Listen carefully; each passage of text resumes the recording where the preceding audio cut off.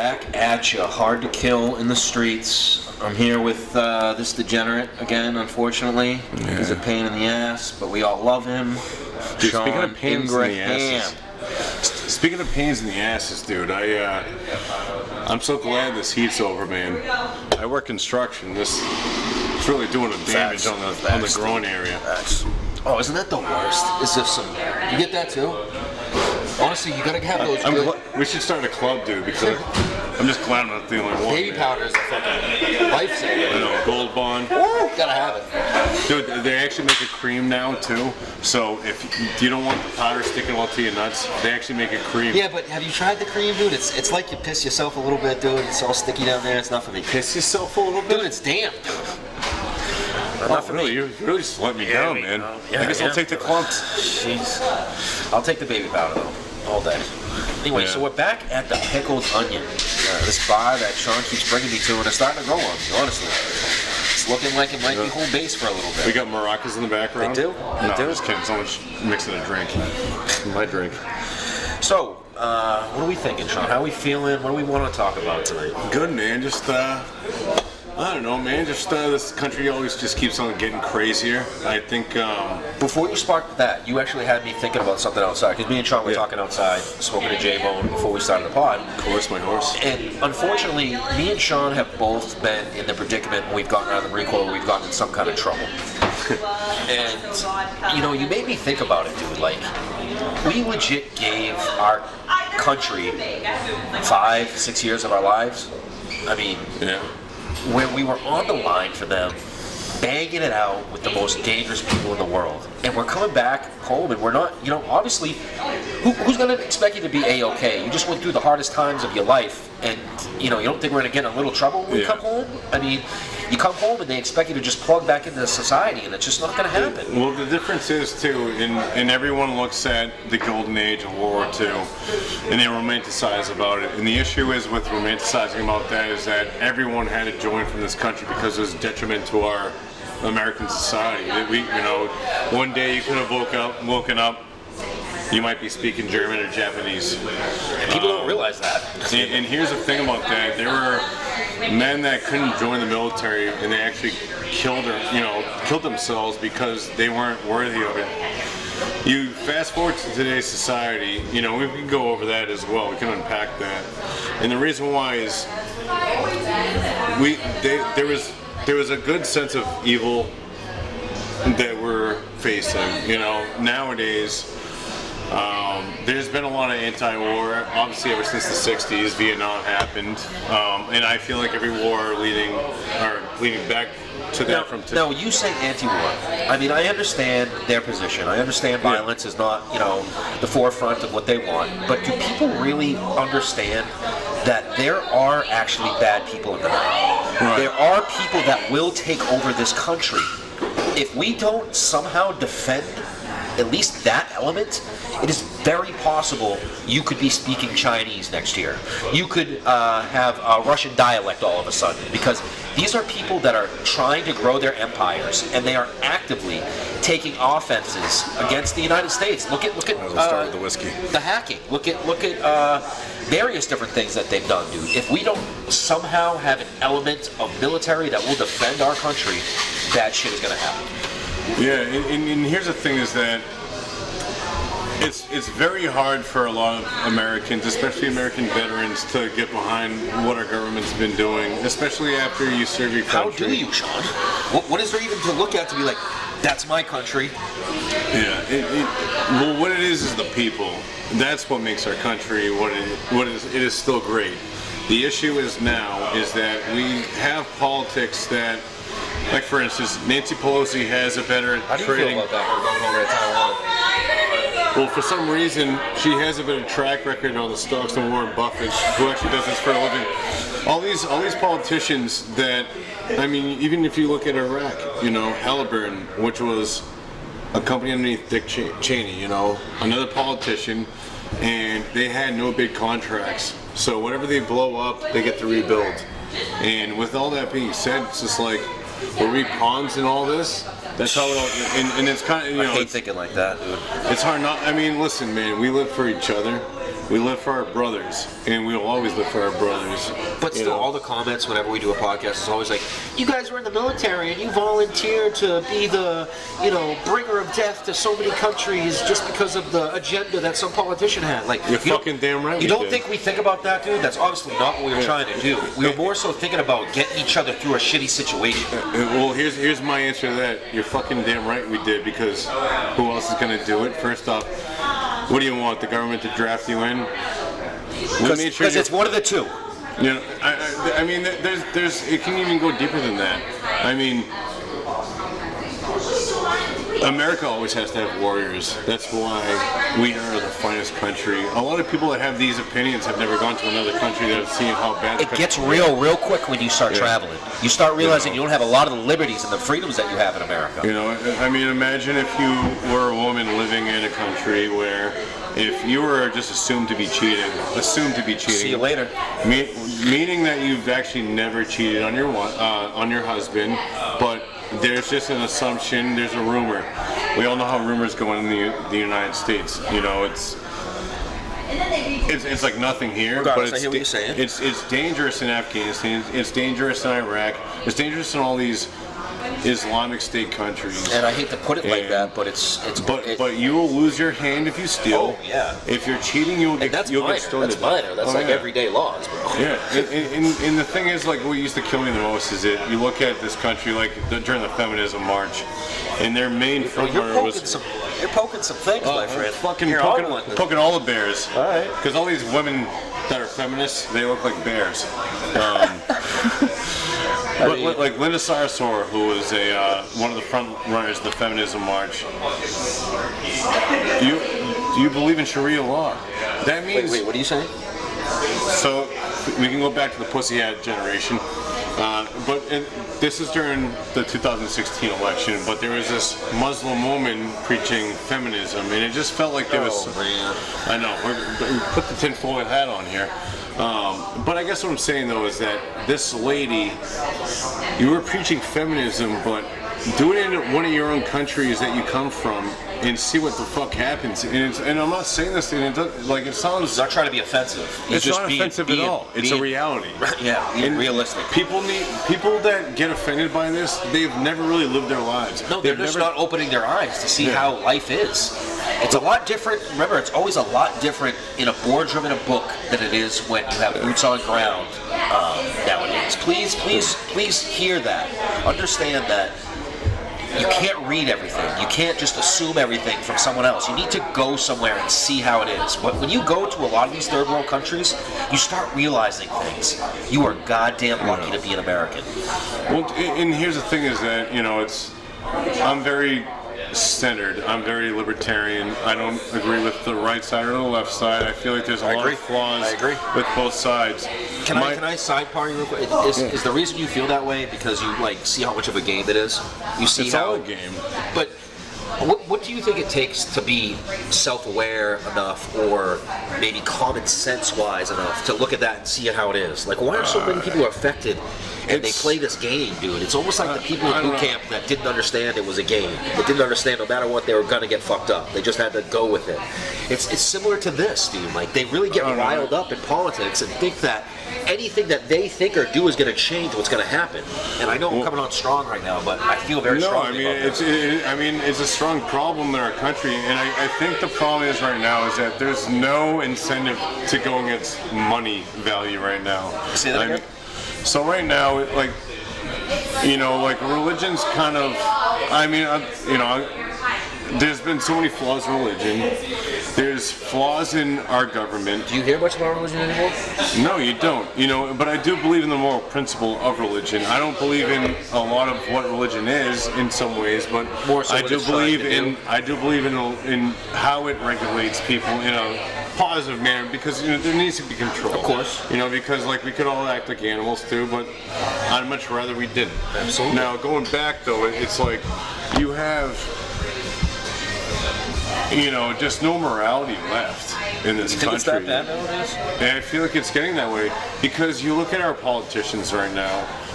Ever since COVID happened, there has been 50 politicians on both sides of the aisle that became millionaires off of Ever stock since trading. COVID happened, dude, it has been such a complete shit show.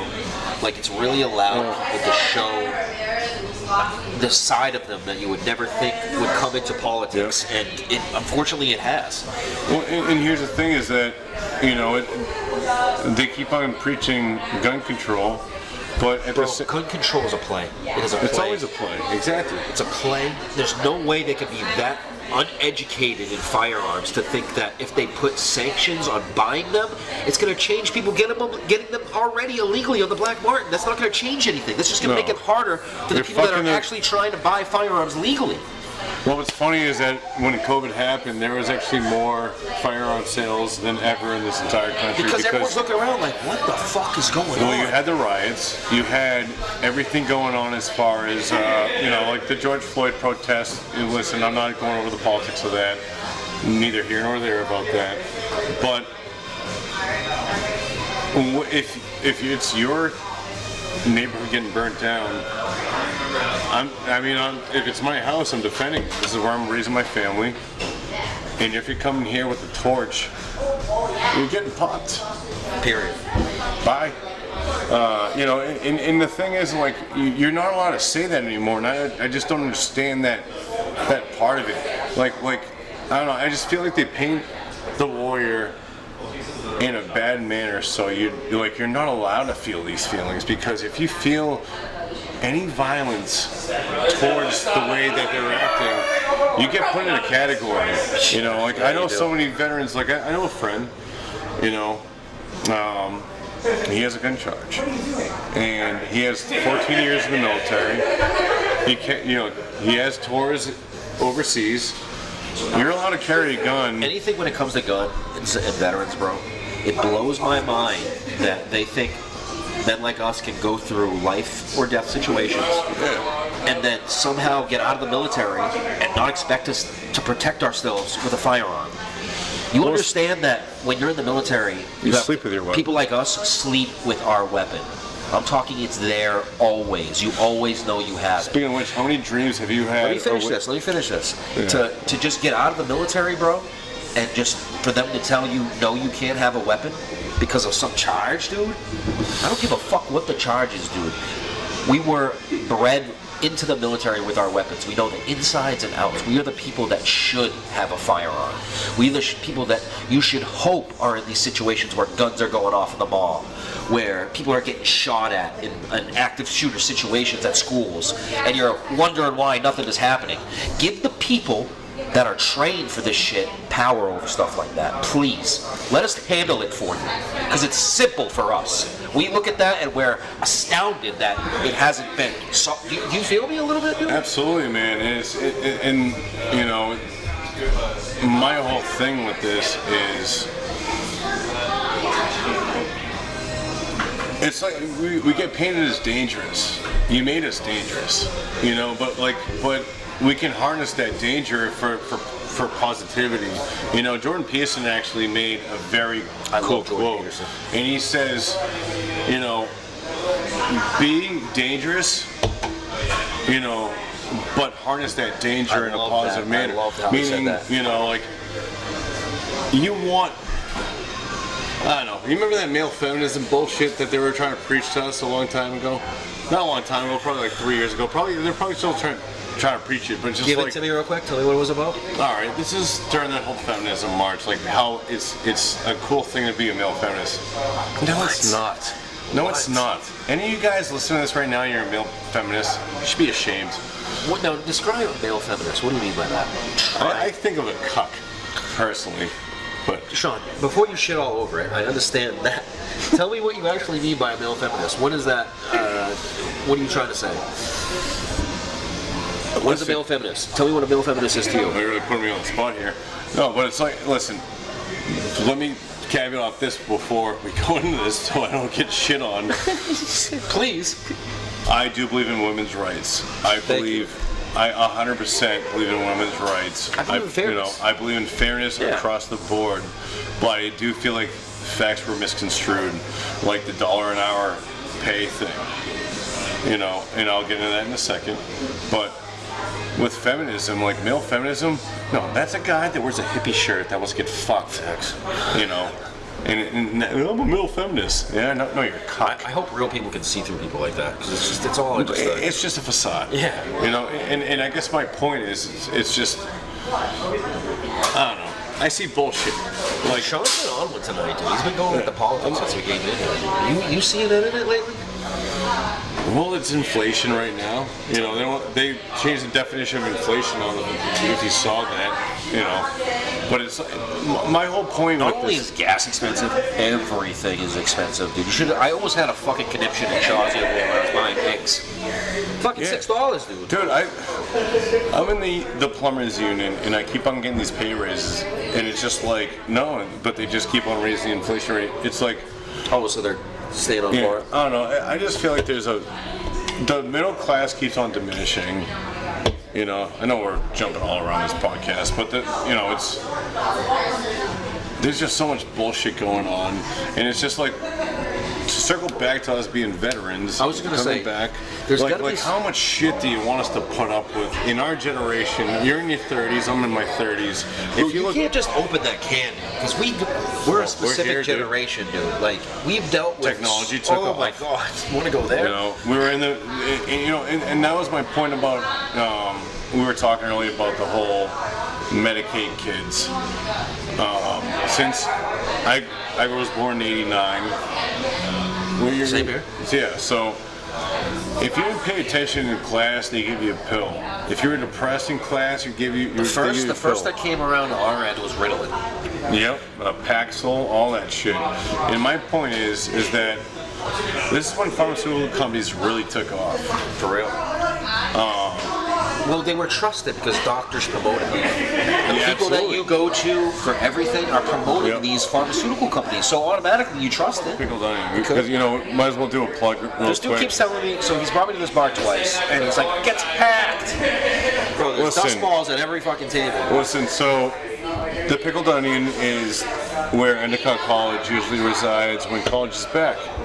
College is not back yet. We're still in August. If you know about the Pickled Onion in Beverly, shout it out in the comments, please. Absolutely. I know Endicott has they have a good cadet program. They produce a lot of officers into the Army. Unfortunately, shout out to the Army. I'm just joking. We're Marines. I have a question that I wanted to ask you that's going to get deep as shit. I'm sorry to just throw a giant screwball at you, but I kind of want to talk military shit real quick. So have a little sip of whatever you're sipping over there. Cheers. Sláinte. Let's go. All right, so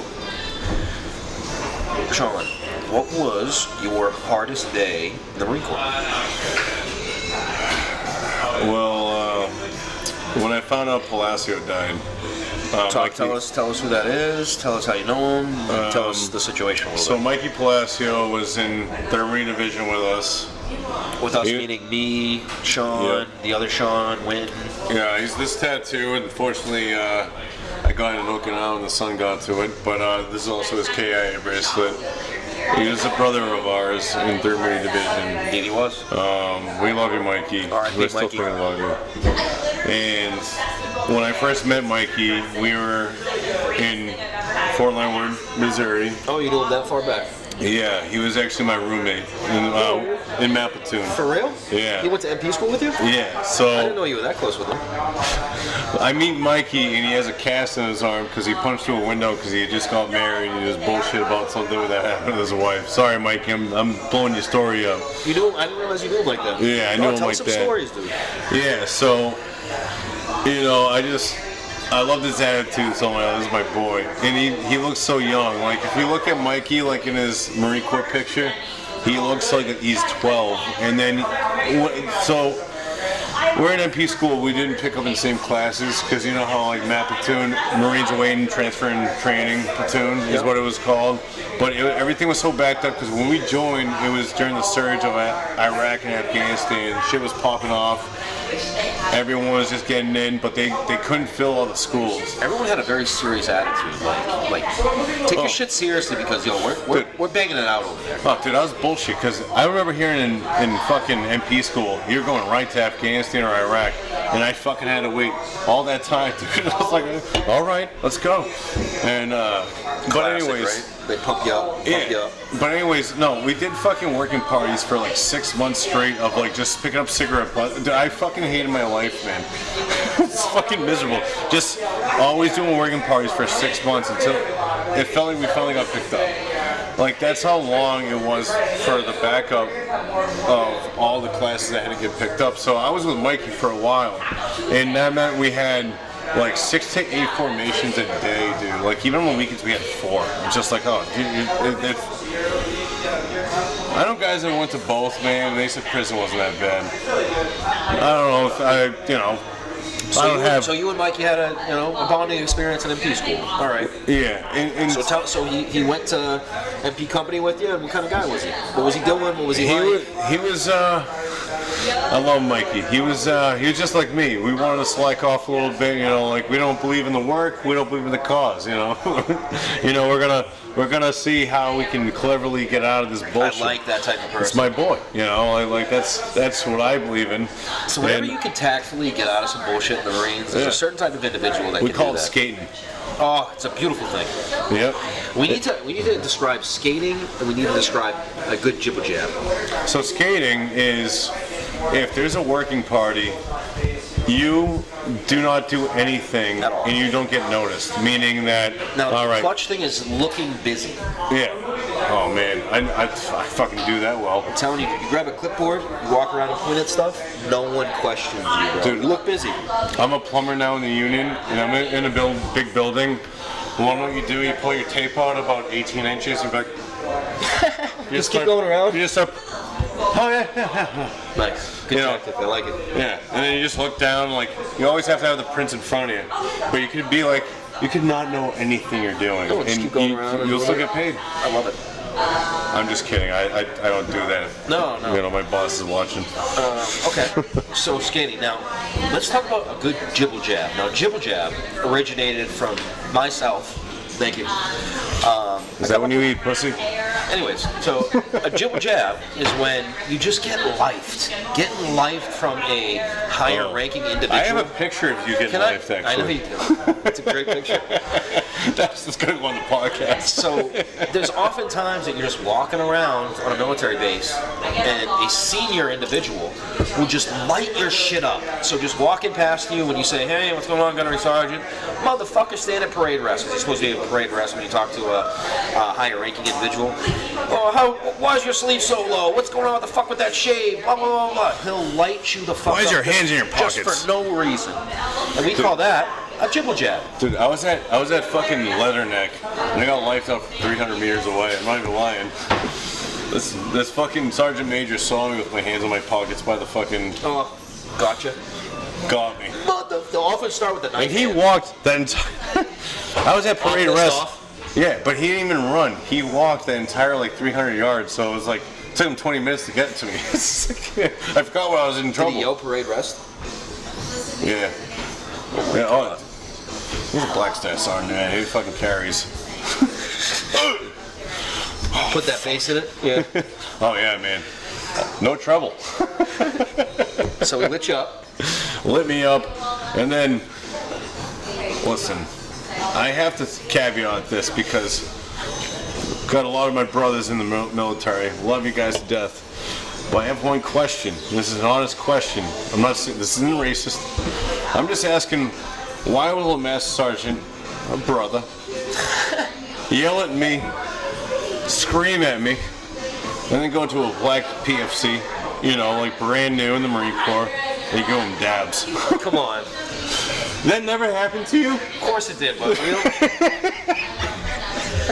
It happened to me so many times. Travis Smith, can you answer this question? Love you, Travis. Am I wrong? I hear you, bro. I hear you. Well, what's your explanation? I was gonna tell you what my favorite jibble jab was. Well, can we go on this topic first? I mean, it's just it's a brother thing, bro. If I was a brother, I would do the same thing, dude, just to rub it in. Stop acting like you're in the club. You know what I'm saying? I would talk my shit, though. Come on, dude, you gotta respect that a little bit. Oh, I do. Us white guys don't have that, or we You get. know what I mean? No, we get put in jail for that one. Facts. So, Yeah. I just don't like the handshake because it's not a handshake. We go a little too up north. So, my best jibble jab, or seeing someone get lifed, was actually in terrible. Afghanistan. I was walking into a chow hall with the infamous Xavier Cisneros. Okay, Oh, that scumbag. So- I was kidding. I love you. Cisneros didn't have a shave, and we tried walking in together, and I saw Cisneros get just ate up by a sergeant major. I would have loved that. Just saw him and ripped him a new one instantly, and he points at me. Who you in here with? Me. So I start getting ripped up, dude. I have so many questions. And we got kicked out of the chow hall, but only someone that's in the military can really appreciate that. There's nothing just more, you know what I'm saying, Yep. than getting life together, bro. What does his face look like? All right, so the reason why it's so funny for a Marine to see another Marine get lifed out is it starts at boot camp. So we have to line up on a highway, meaning there's two white lines or yellow lines, depending on, I forget. Was it white or I think it was yellow. Either way, there were lines, and it was pretty much the line that you get on after you get out of your bunk or rack, and you get to the line because you have to count off. So all the drill instructors know you're there. But there will always be that one fucker that doesn't get out of his bunk or his rack, and he is he's still sleeping, and we have to count. So they turn the lights on. You got to count down from 30. You better be out of your rack immediately.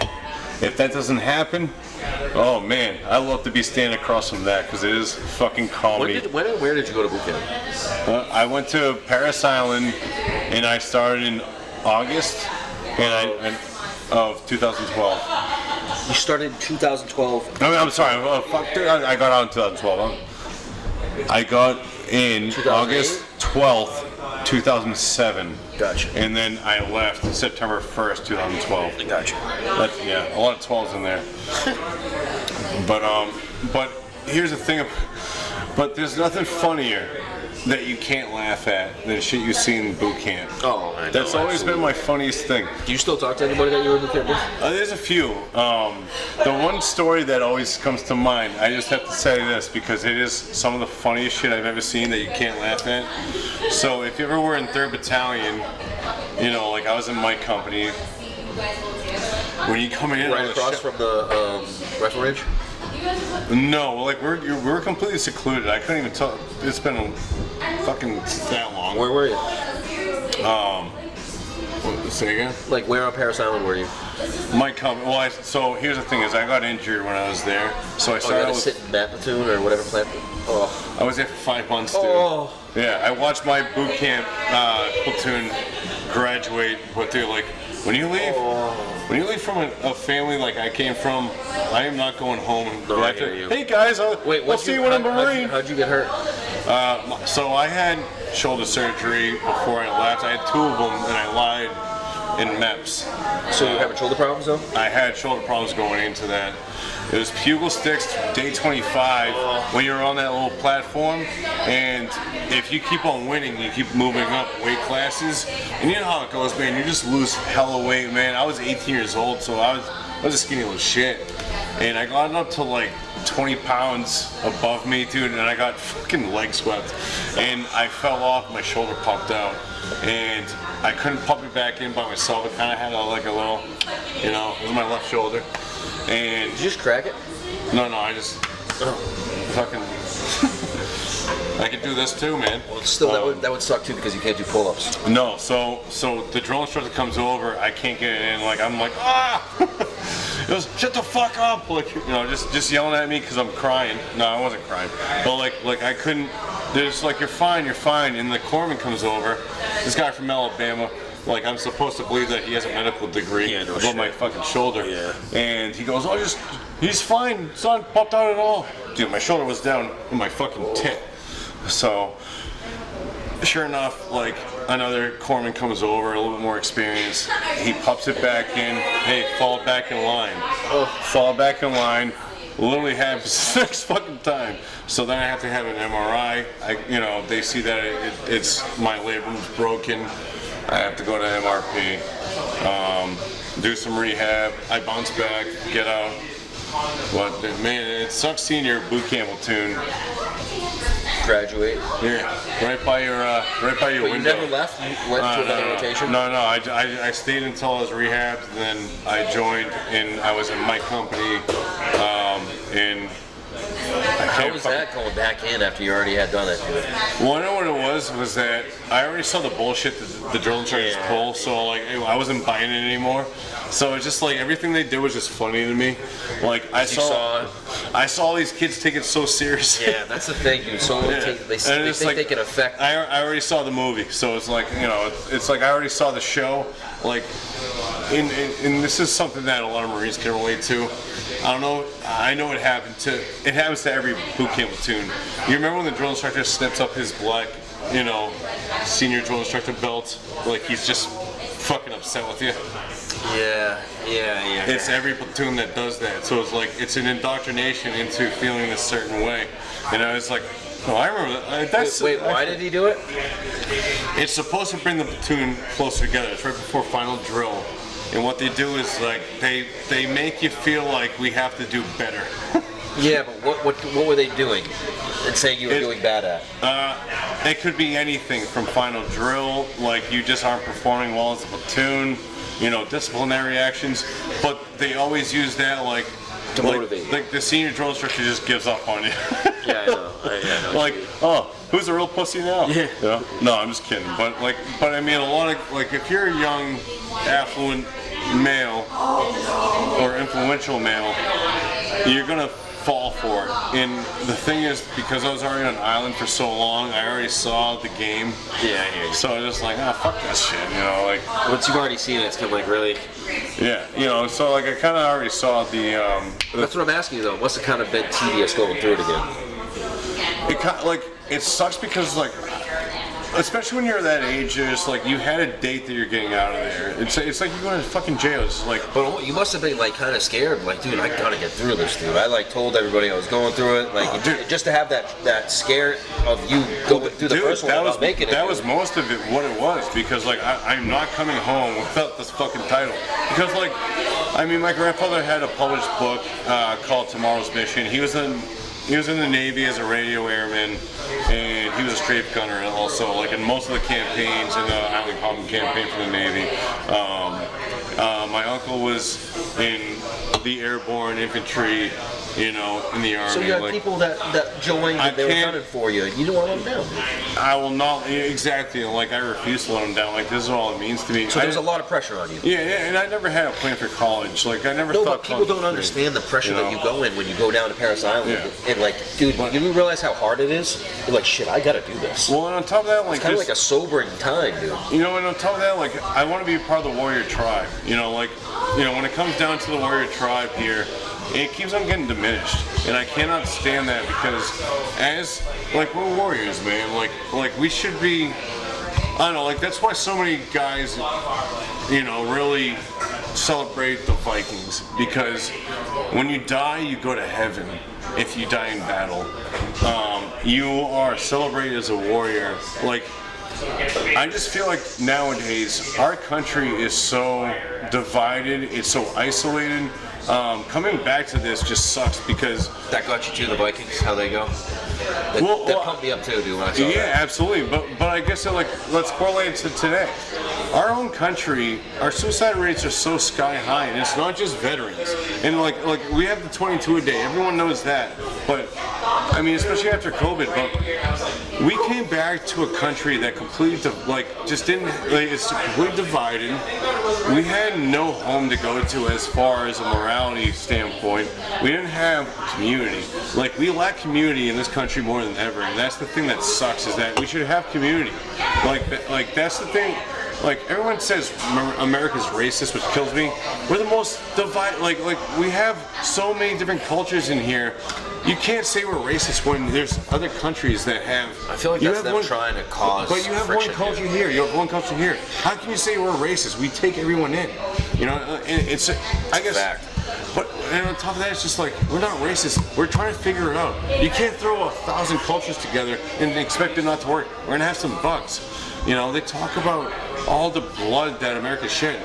The reason why they talk about the blood that America shed is that it's so new because we're the youngest country around. I think one thing you can know? generalize from this era is people are gonna exaggerate to get their point off, dude. Like we go through everyday life, dude. People want a cause and they won't dude, have we one. know that there's not racism like that anymore, dude. And I'm not knocking it because I know it's still out there. But dude, I have a lot of black friends.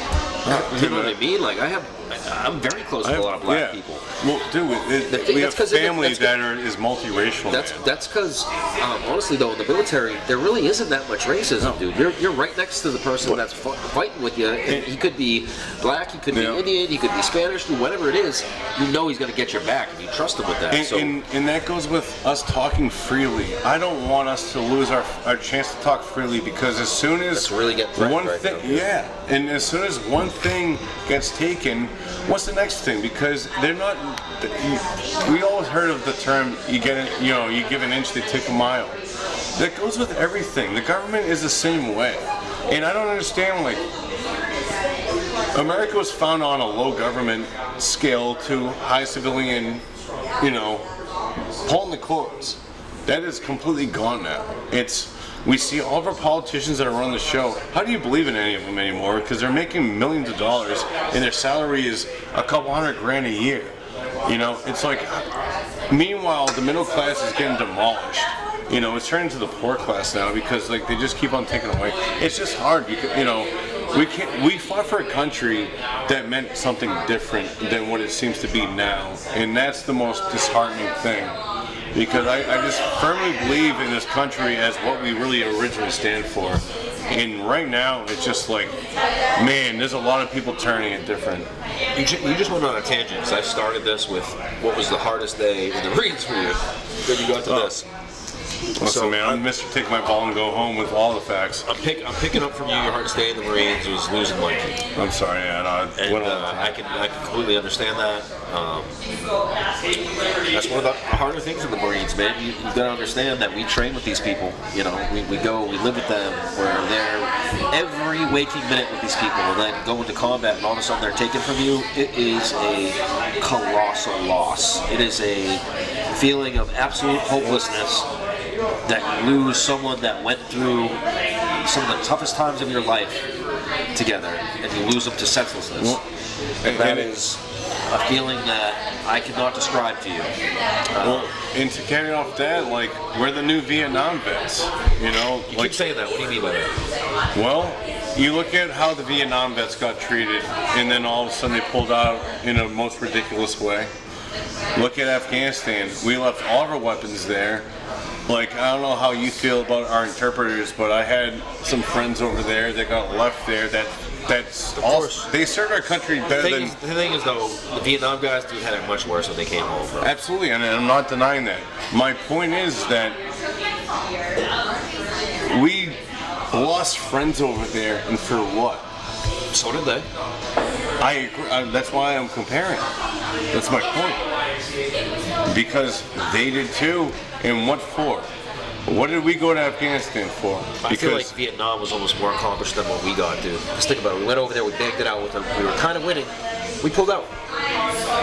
Yeah, but it was a fight against communism with a country that had nothing to do with us. The same thing with Afghanistan. And it's very political, but I'm talking Afghanistan when I say what I just said. I'm saying that we went over there and we fucking bagged it out with them. All right, I was thinking of Vietnam, but at the same time, Afghanistan as well. We banged, we did some fucking damage, but for what? Nothing. That's my point. Vietnam, for what? That's so aggravating saying that because we put so much into ourselves over there, man. Like we changed our well-being. We changed who we are mentally, and it's just been thrown away. Unfortunately, to the Biden campaign, I just call it like I see it, and to leave Afghanistan like he did, and leave all of our, everything over there. What kind of call is that? That's if we fucking lose a serialized piece of gear. I try to think of it like as a leadership perspective, and to me, that means someone came at them heavy and was like, "Get our shit out of there or leave it there, but just get the fuck out." And they just chose the latter. They got the fuck out. And they, left everything there. It's despicable, dude. Yeah. We're taught. If we lose a pair of gloves over there, though, we're police calling. How many times have you done that? I can't count. And for them to just do that, I know what we're saying right now is not probably understood by you, but so in the military, if you lose a fucking toothbrush or absolutely anything, we're out there police calling until it gets found. Until we make a new one or we find that bitch. I'm talking we form lines of bodies, 100 people long, to just inspect every cubic inch of where it could have been. So when the American military just leaves everything over there, it's a very hypocritical, very up and down stance to throw at us, and it's absolutely mind-boggling to even just think of that. I wonder how many bodies my rifle has on brand new. Just kidding. Someone's using it. Yeah. And that's the problem, is that we get treated so differently when we come back, and that's my problem. Is that it just feels like. So I have this tattoo on my body. It says, "We the unwanted do the unwilling for the ungrateful," and I just never felt that as more true in today's society. And on top of that, I used to know I don't know if you remember the Marines that there were scout snipers, and then they peed on the dead Taliban. Of course. So I used to know one of the guys, this guy Rob, and he made a good point to me. And the thing that I always want to clarify for that story, if anyone ever remembers that story, it was a team of Marine Scout snipers. What ended up happening was they were following a high value target site where it was IED bomb making going on in their AO. So their job was to take those guys out. The start of every mission in Afghanistan. Yeah. What ended up happening was one of their teammates stepped on an IED. Because they're stealth, because they're scout snipers, they can't just go out there with the assets to pick them up. When they ended up coming back 2 days later with the right assets to pick them up, because they have to stay stealth, they found his body strung like a Christmas tree from a tree nearby, arm, leg, whatever body part you can imagine. They were strung from a tree as if they were tree ornaments. What would you do? That shit happens over there. And listen, they're ruthless, but we have to be ruthless back. And what ended up happening was my buddy, our Marines, they killed the entire IED cell. It must have been 12, 15 Taliban, and they stacked them up and they pissed on them. One coward actually filmed it, shouldn't have filmed it, obviously.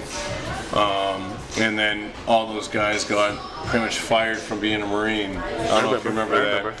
But here's the thing, is that you just took some of the best warriors that we had out of the mix. Do you want Boy Scouts or do you want warriors? That's what people can't decide. Is do you want us to win ultimately over there, or do you want to just send us over there to do nothing? Yeah. And how dare someone judge a warrior without war? You understand that we're being beheaded over there. We're being taken prisoner and beheaded in front of a camera.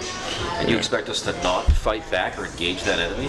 Like, what are we doing over there then? They will throw the women and children in front so we don't shoot.